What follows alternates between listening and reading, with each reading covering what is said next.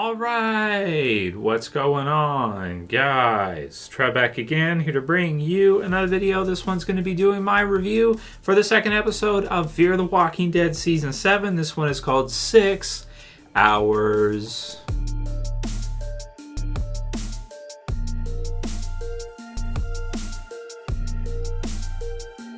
Alright, so finally got a chance to watch this episode for Fear the Walking Dead. Want to do our weekly review for this one, guys. So we now get to see the second episode, the usual 8 episodes, so we still have another, 6 episodes left to go for this half of Fear the Walking Dead, and then we'll likely see it return probably, I don't know, maybe in the springtime, early summertime, something like that. Probably spring, I think, because they've kind of moved up the Fear release schedule with the shutdowns and everything we had there, last year. So this one is 6 hours and is the name of the episode, and we get to see a couple different parts to this. Spoiler warning if you guys haven't seen the episode yet. So I want to separate this episode into like 2 parts. Really, you have kind of the first part of the story, which is Morgan and Grace and Mo, who is the baby that they have kind of adopted due to his parents being deceased in Fear the Walking Dead Season 6, if you guys remember the stuff with the bounty hunter and all that stuff. So the first section, we have them kind of, their own little family, I suppose, out of the submarine. And so they're living in the submarine. They've been able to survive out the blast of the warheads and the nukes or the nuke and everything in the submarine, and they have enough food to get by. And then they kind of go out of the submarine for about 6 hours and take turns in order to see if they can scavenge and find other supplies. The zombie apocalypse in Fear Season 7 is more like a wasteland than it is like anything we've seen before. I have to say that after watching this episode, the first episode and this episode, but specifically this one, I think that in terms of terrain, environment, this season of Fear has shown us the darkest and the most gruesome type of environment we have ever seen in Walking Dead. And that's saying a lot considering how many episodes we've had of Walking Dead stuff, or even compared to the comics. Because originally you have the zombie apocalypse happening, so that's dark enough as it is. But now on top of that, we have the nuke that went off, and we have kind of like mustard.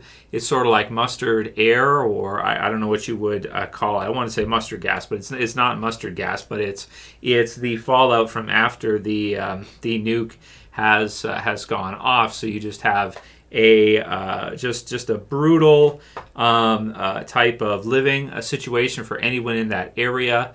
And you can only go out for a certain amount of time. Grace has got a good understanding of how to stay safe and what have you. So they've got like meters to read. Is it a Geiger counter? Is that what it is, or whatever type of meters they use to read radiation and things like that to try to do it? They have the 6-hour time limit of go out, come back, and then I go next. And so the radiation isn't too bad, so they'll be able to still live long lives and everything, as long as they're able to survive. It's Walking Dead, so that's tricky, right?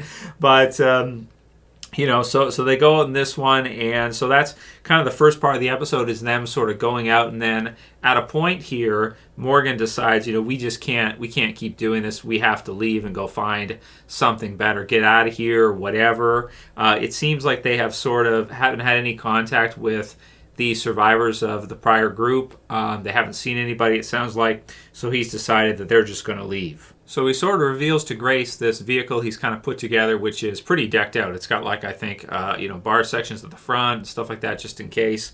And he's just ready to go. He sort of talks her into it. You've got Mo, who's crying a lot throughout kind of the episode, and they decide to finally leave. And again, not too much more to say, just that the environment is brutal, and it's crazy to see. Even like at certain parts where you'll have walkers against windows, and they're hitting the windows, but they're disintegrating as they're doing it, so it's totally gross. They're rubbing their hands in the windows, and it's like a mixture of yellow and like red and stuff. It's some of the grossest stuff in any of Walking Dead, period. in this episode. So very bleak, something like if you guys ever played the video game Fallout or something like that, it kind of feels like a TV series version of something like along those lines. So they run into this kind of crazy couple that try to kind of steal Mo from them. I guess they lost their daughter Emma before, and so these people have kind of been out. We sort of see them earlier when Grace is kind of scavenging, and they've kind of been out, and instead of like with Morgan and Grace, they really know what they're doing. So they're living in the sub, and then they're going out and they're getting stuff and then going back. This other couple they run into, it seems since the blast, they have been, it looks like, just living out wherever, and they don't have suits or anything. They don't have anything. They're just covering with like blankets or whatever, or clothes or whatever, and so their bodies are kind of like starting to fall apart. So they're really grotesque, really hard to look at, that type of thing, and so they kind of do kind of like they try to take Morgan's the vehicle and everything, and Mo, and then Morgan fights them back, and then they kind of end up sort of becoming like kind of like allies for a bit, but the guy is kind of crazy, so he wants to shut the baby up, so he ends so you have Grace who ends up killing him, and so it's it's okay, but it's just so dark to see the whole thing play through. You also have parts here where Grace is kind of cracking up, to mention that as well too, because of losing Athena, who was her daughter that was being born, and that was kind of a brutal episode last season, if you guys remember that. For her, there's a part where the tape starts playing accidentally, and Morgan kind of can't get out in time, so she's cracking up, right? And it's difficult enough to live with the stuff on and not being able to go out for more than 6 hours and having to go back. And so it's quite brutal living circumstances, situations, and then she's psychologically under enough pressure from before because of the loss and everything, and the idea of raising Mo and then replacement, this idea of Athena with Mo, and so is it not being the same. So Morgan kind of eventually is able to kind of bring her back, talk her back through everything. And that's kind of like, we also do see a car that kind of follows them or seems to come up and just shine the brights on them and everything. And you sort of get to see. So that's the first part of the episode, which I feel like is okay. It's I don't think it's super entertaining or anything like that. It's just sometimes it's hard to look at because it's so bleak and so dark. I hope that we see this maybe for half a season, but I hope they don't try to like go a whole season in this nuclear fallout, because it's just so... It sometimes it almost feels like it's painful to watch, or I feel pain watching it, knowing that Morgan and Grace and Mo are in this environment, because that's just how ugly and brutal and dark it is and everything. So it's a little bit difficult to watch. But so that's the first section. Now, so that part is all that stuff in the episode. That's most of the episode, and it's okay. I'm not going to complain about any of it. I think it's interesting enough and everything. Just hard to watch for the darkness, like I said, and the environment. But then the back part. So the back part is they do decide to go back to the sub. They say, okay, forget it. We'll go back, whatever. And they go back to the submarine because it's a safe place for them. They can go and the environment is so brutal out there that it's difficult. They choose to go back.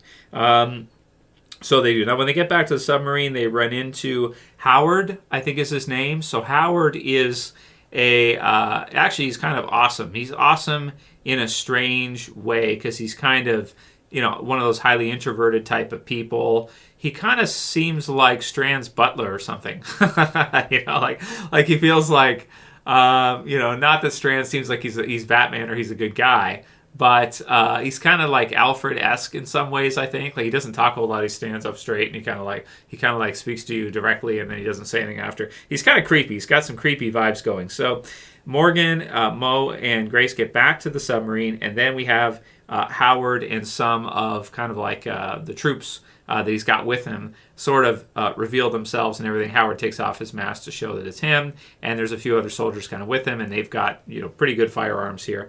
And so they find out that this is Morgan. Howard finds out, and so we get a question of, okay, Strand has told Howard about Morgan and who he is and everything. So they're not they did take most of their food, but then Grace and Morgan were able to find more in the sub. The sub is pretty stocked, so it's a place where a few people could probably live for a few years, and maybe they'll have to start going out fairly soon, but they're not in dire straits, even though Howard did take some of their stuff. So they decide to not join, or Morgan is not invited, basically, to join Strand's group, because Morgan and Strand don't see eye to eye, and they're very different, right? Morgan is kind of a more classic good guy at this point. He's not really clear mode Morgan, although he does have that aspect he can unleash if he needs to. Strand is very different from Morgan, right? So he's building this new community and everything with the tower, but he's doing so in a way where it's he's not a good guy. He's more like maybe a dictator or something like this. And so he's clearly not a good guy type of leader.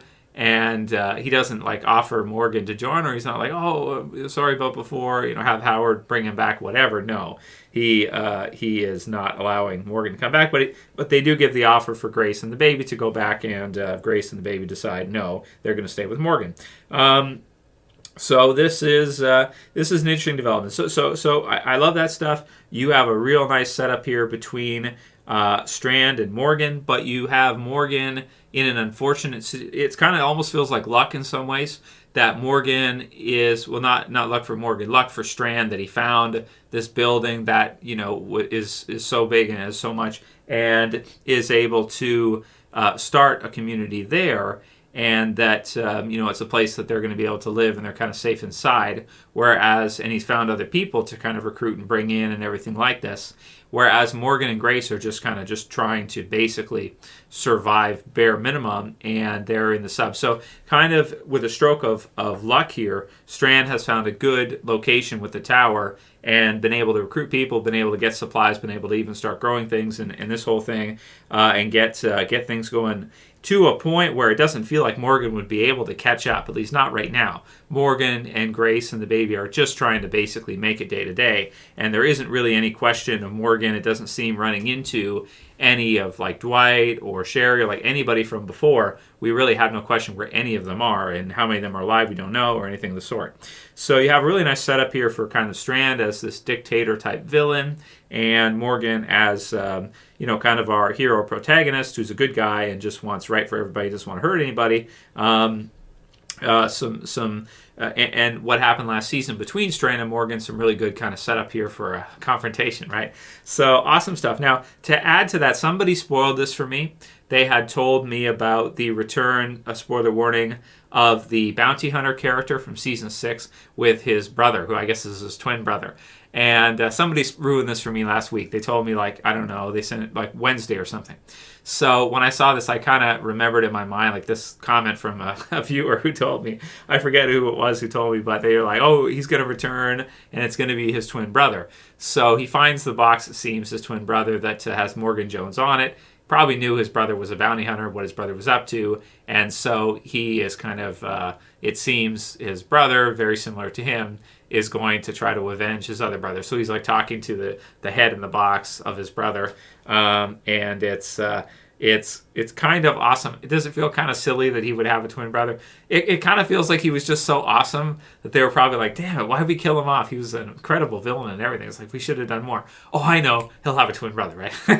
So it's hey, it's television, so it's not so bad. I liked how they did it though, because he's talking to his brother in the thing, and it explains it right away, and so it's it's cool. And I shouldn't say that it's some people don't have, we shouldn't say that he couldn't have a twin brother, right? It's like saying that John Dory couldn't have a dad who's still alive. He could, right? So that's what they decided to do. Is it a little bit of a stretch? Maybe it's a little bit, but you know what? It's a little bit of a stretch, but he's such an awesome villain that and he was so incredible in season 6 that it's fun to see him back in season 7, even if it feels like a bit contrived, even if it feels like a bit of a stretch.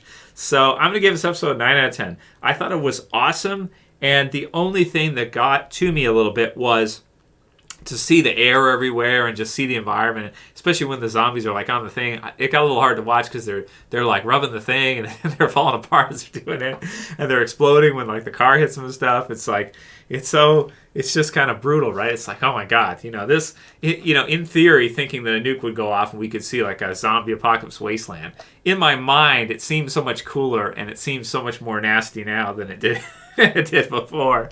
So is what it is. Anyway, that's my review for 6 hours. I thought it was a brutally awesome episode, and I love this Howard character as a evil Alfred. And I also like the fact that they brought the bounty hunter back, even if they had to do it as a long-lost twin brother. Okay, fair enough. They did it, whatever. I'm down with it. He's so awesome that I'm cool with him. And he's even got the dog, too. Rufus, right? Is that the name of the Bloodhound, right? I think it's Rufus, right? Awesome stuff. Anyway, let me know what you guys love about this episode. If you like this review, don't forget to thumb it up below, share favorite, and subscribe at the bottom left if you're new. That's it for this one. I'll see you guys again soon for another video. As always, this is Trev, and I'm saying peace later, guys. See you soon.